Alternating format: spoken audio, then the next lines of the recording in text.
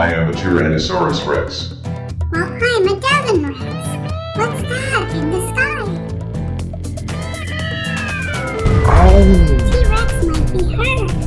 I better get Gibson. He's a goner. I was just taking a nap. What really happened to all dinosaurs? An asteroid hit the planet.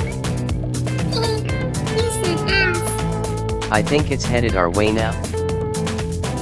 What should we do? Run.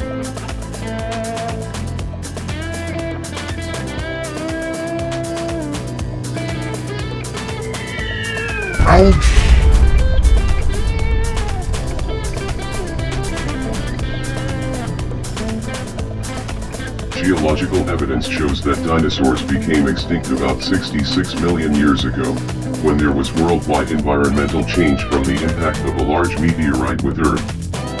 Massive volcanic eruptions may have also caused large-scale climate change. Other theories are that the extinction was caused by diseases or food chain imbalances. I just know I wish I was still around.